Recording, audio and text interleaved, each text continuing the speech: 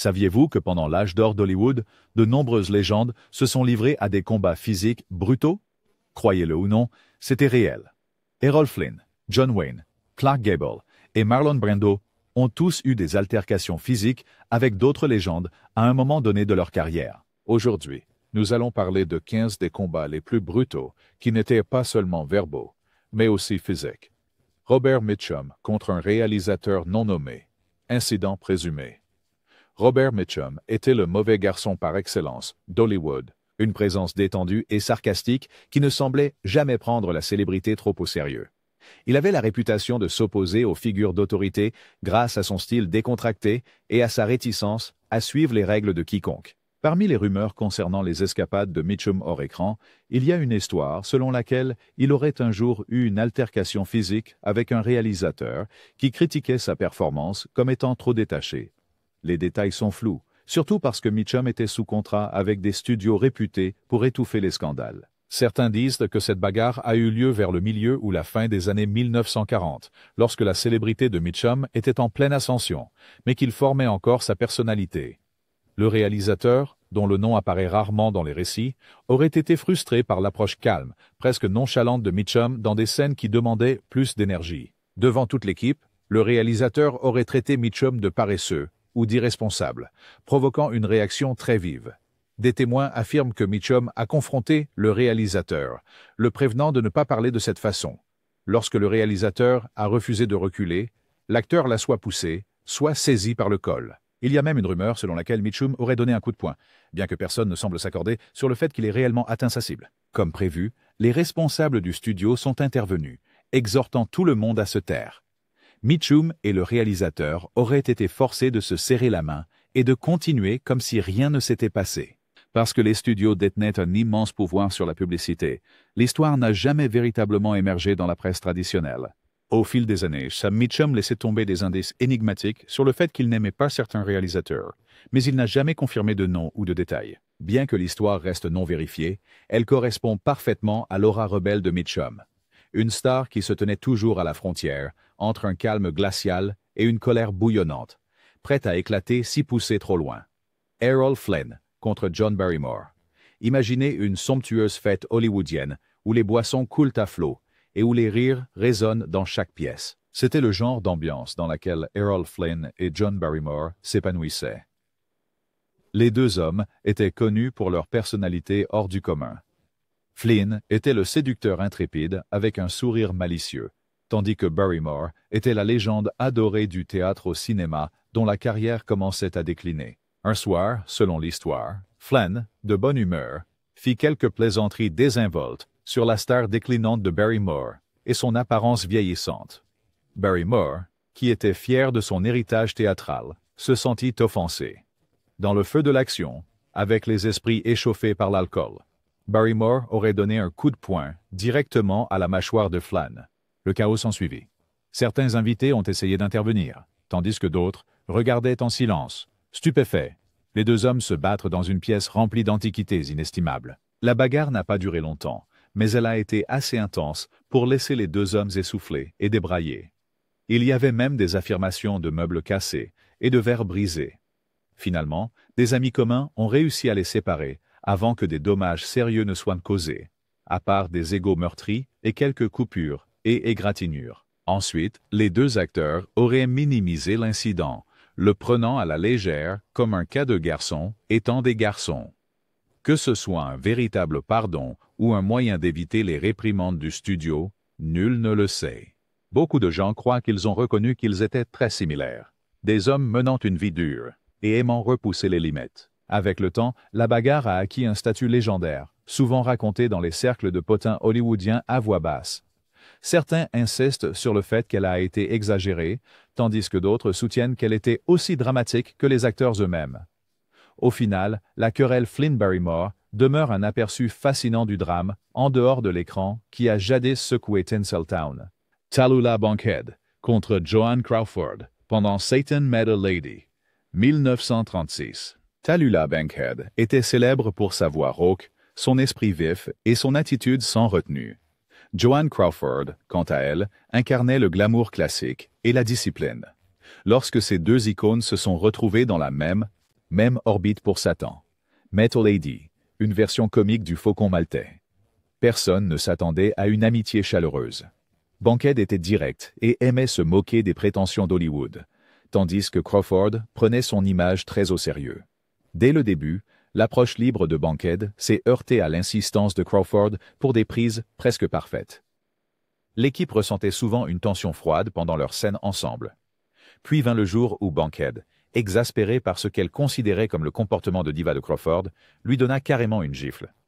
Les versions diffèrent sur ce qui a déclenché l'accès de colère.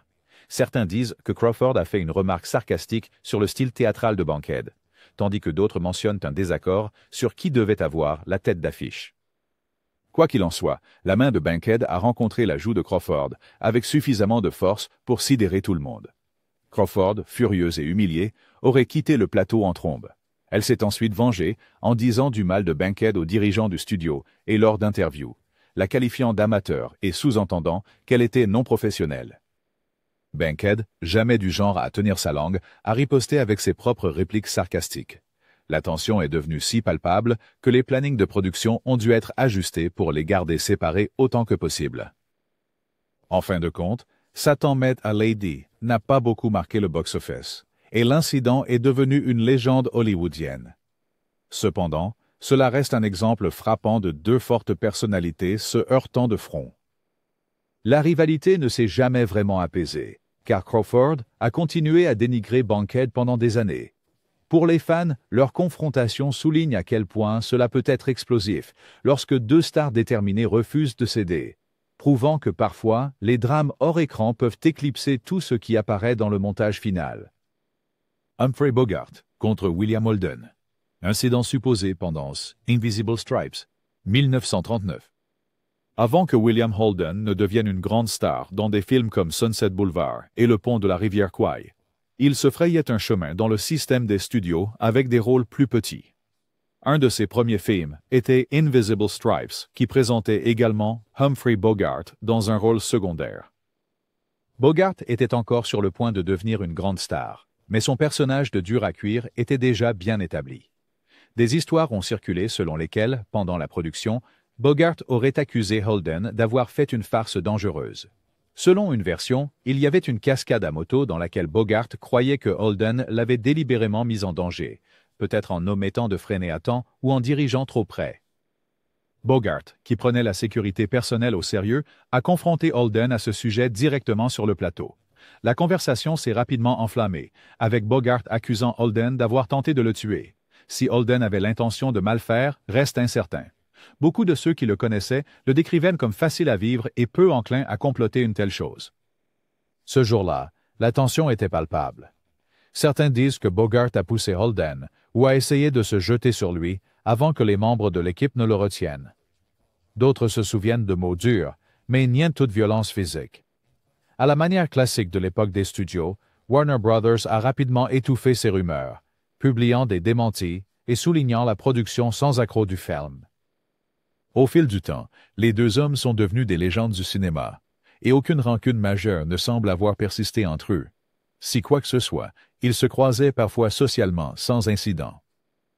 La rumeur persiste surtout parce qu'il est si tentant d'imaginer deux icônes presque en venir aux mains à cause d'une cascade à moto. Bien que les détails exacts ne soient jamais entièrement confirmés, l'histoire ajoute une autre couche de mythe à l'âge d'or, une époque où même les accidents mineurs pouvaient entraîner un grand drame sur les plateaux hollywoodiens. Errol Flynn contre Michael Curtiz sur le tournage de La Charge de la Brigade légère, 1936. Imaginez un plateau de tournage sous haute pression dans les années 1930.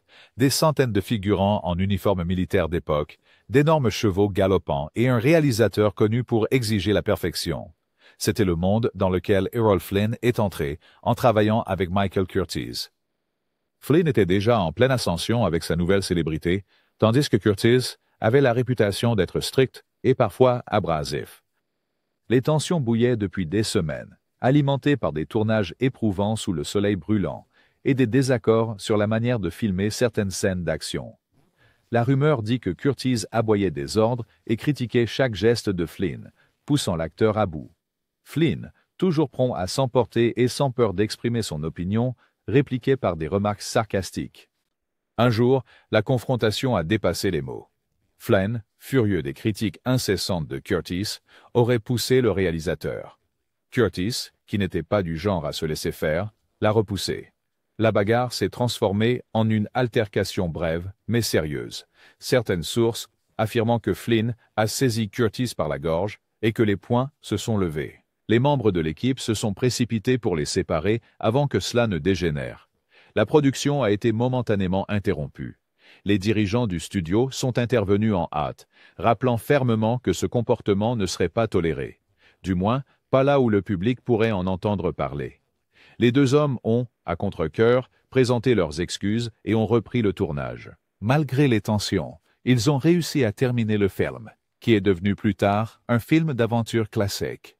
Au fil des années, Flynn racontait souvent des histoires sur la dureté de Curtis, le décrivant comme un maître exigeant qui inspirait à la fois respect et irritation. Curtis, de son côté, reconnaissait le charisme de star de Flynn, mais trouvait ses frasques hors écran exaspérantes. Leur dispute est devenue l'une des histoires de coulisses les plus discutées de l'âge d'or d'Hollywood, rappelant à tous que la magie du tournage s'accompagne parfois de drames réels. Bette Davis contre Miriam Hopkins pendant Old Acquaintance, 1943. Bien avant que Bette Davis ne croise le fer avec Joan Crawford, elle s'était déjà affrontée à une autre actrice redoutable, Miriam Hopkins.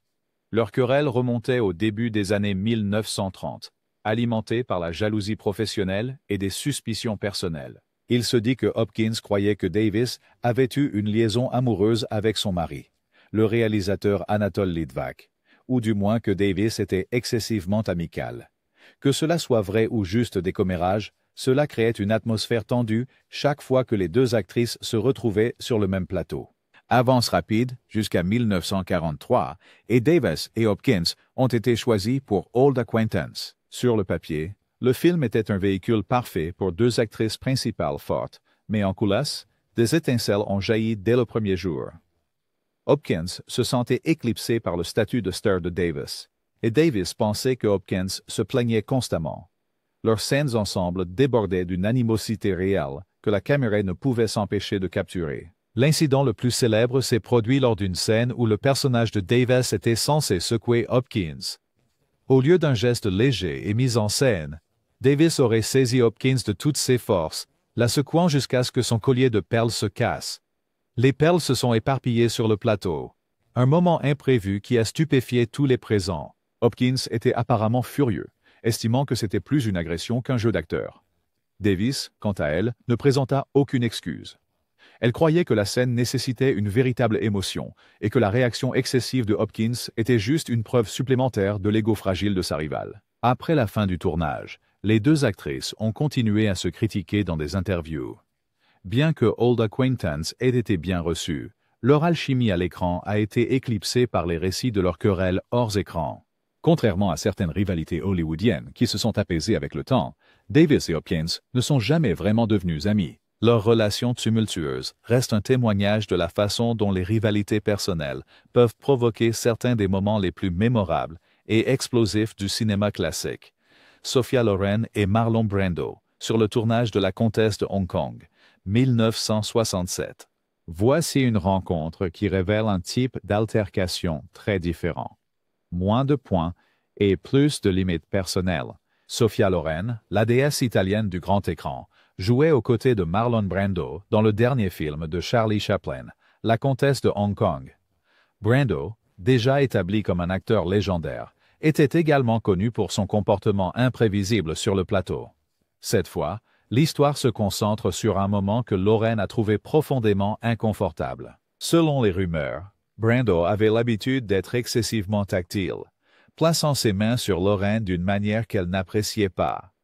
Qu'il le fasse par flirt ou par simple contact n'est pas clair, mais Loren ne l'acceptait pas. Déjà exaspérée par les manies personnelles de Brando et l'atmosphère parfois tendue sur le plateau, Loren aurait décidé de lui faire savoir exactement ce qu'elle ressentait en lui soufflant de la fumée de cigarette au visage.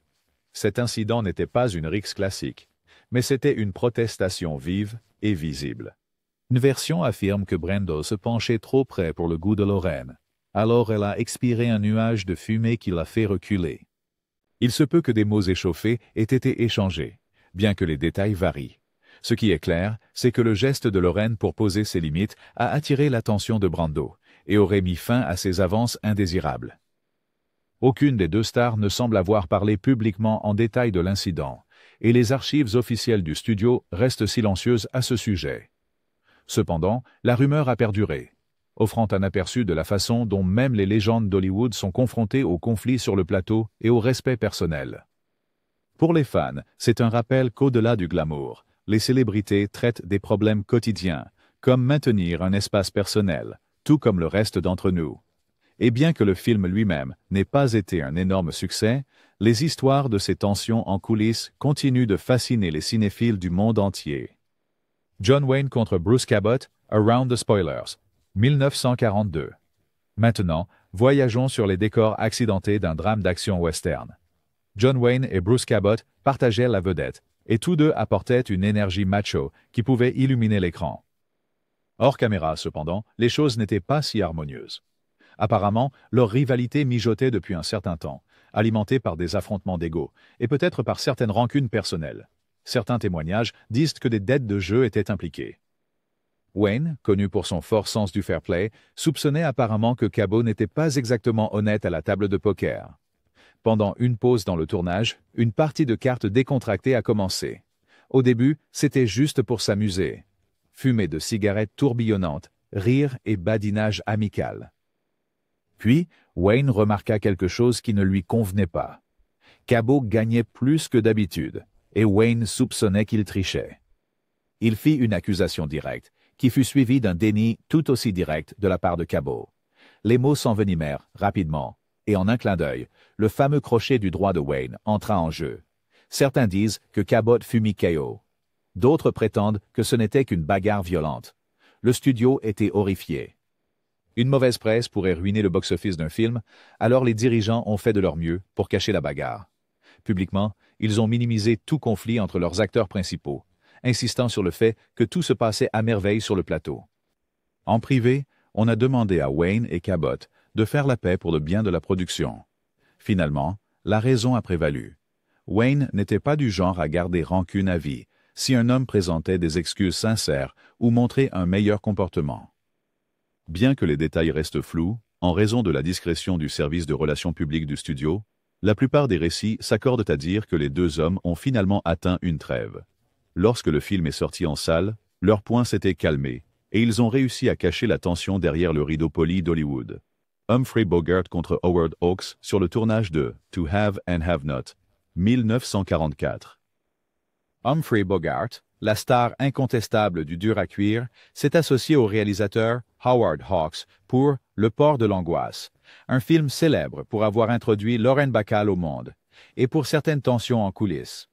Bogart surfait déjà sur le succès de Casablanca, tandis que Hawks avait sa propre réputation d'être un visionnaire opiniâtre. Initialement, il semblait respecter les talents de chacun, mais des différences d'approche ont rapidement causé des frictions. Hawks aimait expérimenter avec le dialogue, encourageant l'improvisation pour capturer des performances plus naturalistes. Bogart, qui avait perfectionné son art dans un système de studio plus traditionnel, trouvait parfois cette approche frustrante, surtout quand il se sentait mal préparé. Les tensions montaient, alors que les deux se heurtaient sur la façon dont certaines scènes devaient être livrées. Puis vint le jour fatidique où Hawks critiqua le timing de Bogart devant toute l'équipe, annulant tout. Bogart, qui était fier de sa précision, n'apprécia pas d'être réprimandé en public. Les choses se sont envenimées après la fin du tournage. Les récits diffèrent sur qui a donné le premier coup, mais la plupart s'accordent à dire que des voix se sont élevées et que Bogart a frappé Hawks. Hawks n'était pas facile à intimider, poussant apparemment Bogart en retour, ce qui a mené à une brève bagarre. Les producteurs du film sont rapidement intervenus, leur rappelant que le succès du film dépendait de leur coopération. Remarquablement, après s'être calmés, les deux hommes semblaient réaliser qu'ils faisaient ressortir une certaine magie dans le travail de l'autre. Le port de l'angoisse est devenu un succès, en grande partie grâce à la chimie à l'écran entre Bogart et la nouvelle venue Bacall. Bien que le film soit aujourd'hui adoré pour ses répliques pleines d'esprit et son étincelle romantique, il est également rappelé pour cette altercation qui a apporté une véritable tension sur le plateau. Hawks et Bogart ont finalement trouvé un terrain d'entente, travaillant à nouveau ensemble sur de futurs projets, prouvant que parfois, le conflit peut mener à des résultats créatifs surprenants. John Wayne contre Howard Hawks sur le tournage de La Rivière Rouge, 1948. Imaginez ceci. Une piste de bétail chaude et poussiéreuse. Un plateau de tournage grouillant de cow-boys, de bétail et d'une équipe luttant contre des conditions extérieures difficiles. John Wayne était déjà une star, mais Red River représentait un nouveau défi qui l'a poussé à interpréter un personnage plus complexe, souvent antipathique. Howard Hawks, le célèbre réalisateur, était tout aussi déterminé à réussir chaque scène parfaitement. Les deux hommes étaient opiniâtres, dotés de réputations imposantes et d'une bonne dose de fierté. Au fur et à mesure du tournage, les tensions montaient. Hawks exigeait de nombreuses prises pour certaines scènes impliquant des conduites de bétail compliquées, tandis que Wayne, fier d'être un cow-boy naturel, pensait qu'il pouvait y parvenir en moins de prises. Les rumeurs suggèrent que leurs désaccords sont devenus personnels, chacun critiquant le jugement de l'autre devant l'équipe. Wayne aurait pu sentir que Hawks sapait ses instincts, et Hawks, connu pour sa langue acérée, a répliqué avec des remarques sur le fait que Wayne devait jouer plutôt que de se reposer uniquement sur son personnage de dur à cuire. À un moment donné, une dispute animée a dépassé le stade des mots. Bien que les détails varient, le consensus général est que Wayne s'est offensé de ce que Hawks l'ait publiquement réprimandé devant tout le monde. Wayne aurait balancé un coup, ou du moins fait un geste pour frapper le réalisateur. Hawks, qui n'était jamais du genre à se défiler, s'est mis en position de confrontation en réponse. L'équipage est vite intervenu, séparant les deux avant que des dommages réels ne se produisent. Malgré le drame, le film a été terminé, et ironiquement, La Rivière Rouge est devenue l'une des performances les plus acclamées de Wayne. Cela a montré une profondeur dans le jeu d'acteur de Wayne que beaucoup pensaient être le résultat de la direction ferme de Hawks. Après que la poussière se fut retombée, ils ont apparemment dépassé l'incident. Ils ont même retravaillé ensemble sur d'autres films, ce qui suggère que, bien que les esprits se soient échauffés sur le plateau, le professionnalisme et la quête de l'excellence cinématographique ont finalement triomphé. Clark Gable contre Victor Fleming pendant Autant en emporte le vent, 1939. Bienvenue sur le plateau grandiose et tentaculaire d'Autant en emporte le vent, l'une des productions hollywoodiennes les plus ambitieuses de tous les temps. Clark Gable était au sommet de son art, incarnant le charismatique Red Butler. Victor Fleming est arrivé en tant que réalisateur pour enfin mettre de l'ordre dans la production chaotique. Mais l'ampleur gigantesque du film a créé une pression énorme. De longues journées de tournage, de multiples réécritures de scénarios et un producteur toujours exigeant, David O. Selznick, ont fait monter la tension en coulisses. Gable, connu comme un professionnel accompli, avait des opinions tranchées sur la manière dont son personnage devait être interprété. Fleming était un réalisateur pragmatique qui croyait en des instructions fermes et s'attendait à ce qu'elles soient suivies. À mesure que la production avançait, des désaccords sur les dialogues de Rhett et le ton émotionnel du film commencèrent à mijoter. Un jour particulièrement tendu, Gable a senti que Fleming était trop sévère dans ses critiques, aboyant peut-être des ordres devant le casting, et l'équipe d'une manière que Gable a trouvée embarrassante. Dans un rare accès de colère, Gable aurait confronté Fleming, lui disant sans détour de lâcher prise. Les mots se sont transformés en cris, et selon certains récits, Gable a tenté de frapper. Fleming a esquivé, et les deux hommes ont rapidement été séparés avant qu'une bagarre éclate. L'altercation fut brève, mais choquante pour quiconque considérait Gable comme l'ultime gentleman. Les dirigeants du studio, déjà nerveux à cause du budget colossal et des retards de production, se sont empressés d'aplanir les choses. Ils ont mis Gable et Fleming de côté, leur rappelant l'importance du film et la nécessité de garder les affaires privées hors des gros titres. À la fin, les deux hommes se sont serré la main et se sont recentrés sur l'achèvement de ce qui deviendrait un chef-d'œuvre cinématographique. Le public n'a jamais eu vent officiellement de la querelle, et Autant en emporte le vent a fait l'histoire du cinéma, éclipsant tout drame en coulisses. Clark Gable contre Spencer Tracy sur le plateau de San Francisco, 1936. Revenons à un plateau de tournage animé de MGM. Des décors élaborés, des figurants vêtus de costumes d'époque, et deux des plus grands noms d'Hollywood, partageant la vedette. Clark Gable et Spencer Tracy avaient des styles d'acteurs et des personnalités très différents. Gable, souvent surnommé le roi de Hollywood, apportait une star indéniable et un charme distinct. Tracy était plus discret, se concentrant sur des performances nuancées avec une intensité tranquille. Lorsqu'ils se sont réunis pour San Francisco, la plupart des gens s'attendaient à ce qu'ils s'entendent bien. Tous deux étaient connus pour leur professionnalisme. Cependant, au fur et à mesure du tournage, des rumeurs ont commencé à circuler selon lesquelles Tracy se sentait éclipsé par la présence magnétique de Gable à l'écran. Gable, quant à lui, a peut-être ressenti la frustration grandissante de Tracy et est devenu quelque peu protecteur de son propre statut de star. L'étincelle qui a déclenché leur altercation est apparemment survenue lors d'une scène où Tracy pensait que Gable ne lui laissait pas assez de place pour délivrer ses répliques efficacement. Gable, vexé par la suggestion, a répliqué que Tracy se compliquait trop la tâche. Les mots ont dégénéré en une dispute vociférante, avec des membres de l'équipe essayant de les calmer. Au milieu de la tension, Gable poussa Tracy ou menaça de le faire. Les récits diffèrent, mais il y a eu certainement une forme de contact physique. Tracy, qui n'était pas du genre à se laisser faire, malgré son attitude plus calme, aurait pu répliquer. La bagarre fut de courte durée, mais elle laissa tout le monde sur le plateau stupéfait. Les dirigeants de MGM sont intervenus immédiatement, conscients de la réputation de leur star et du potentiel succès du film. On a dit aux deux hommes de garder leurs différends personnels sous silence. Finalement, ils ont réussi à se réconcilier suffisamment pour terminer le film sans autre incident. San Francisco est devenu un succès au box-office et, avec le temps, l'altercation a disparu de la mémoire du public, éclipsé par les immenses héritages des deux acteurs dans l'histoire de Hollywood. Marlon Brando contre Frank Sinatra durant Guys and Dolls, 1955. Ici, nous avons deux titans du divertissement. Marlon Brando, l'acteur méthodique taciturne qui apportait un réalisme brut à ses rôles, et Frank Sinatra, le légendaire crooner avec une présence sur scène magnétique. Dès le début, les étincelles étaient inévitables. Guys and Dolls les a réunis en tant que co-vedettes, et chacun avait des opinions bien arrêtées sur la manière dont le film devait être réalisé. L'immersion de Brando dans le style de la méthode, marmonnant ses répliques, improvisant et demandant des prises supplémentaires, entrait en conflit avec l'approche rationalisée de Sinatra.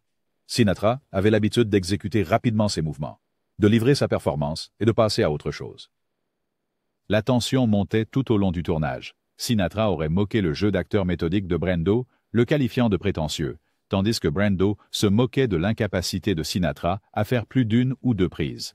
Des rumeurs suggèrent que Brando aurait même taquiné le style de chant de Sinatra sur le plateau, ce qui était une manière infaillible d'énerver All Blue Eyes.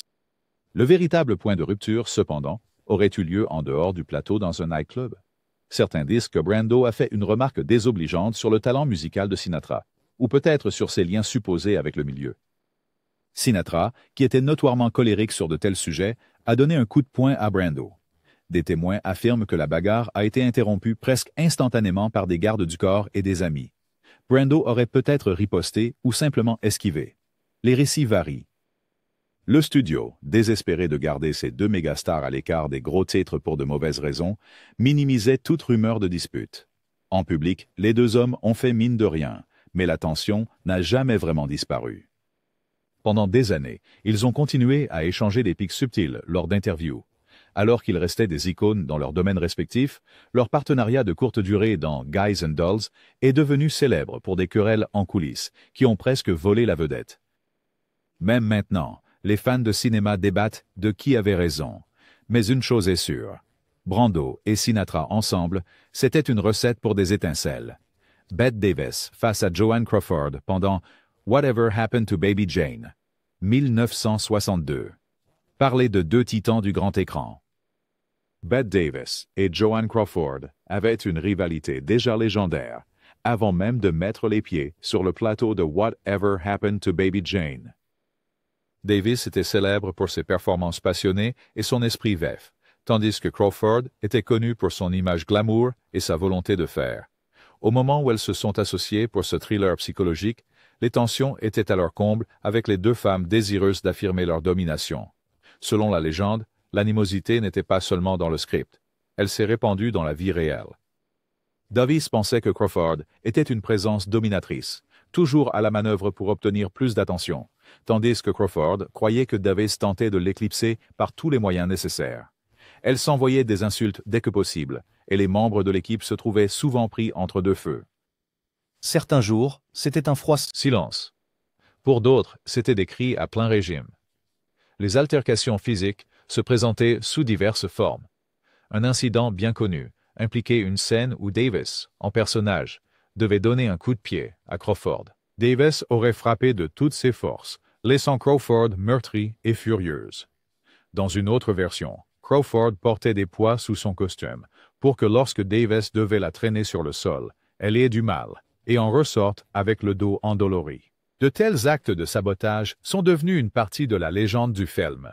Malgré cette guerre sur le plateau, le film s'est avéré être un succès critique et commercial, peut-être alimenté par la tension brute entre les deux stars. En public, ils ont présenté cela comme une rivalité professionnelle qui a contribué à l'intensité du film. En privé, cependant, le ressentiment a continué longtemps après la fin du tournage. Aujourd'hui, leur querelle reste l'une des plus célèbres de Hollywood, prouvant que lorsque deux personnalités puissantes s'affrontent, le drame peut éclipser même le glamour du grand écran. Bette Davis et Errol Flynn, pendant The Private Lives of Elizabeth and Essex, 1939. Bette Davis était célèbre pour son caractère fougueux et son dévouement inébranlable à son art.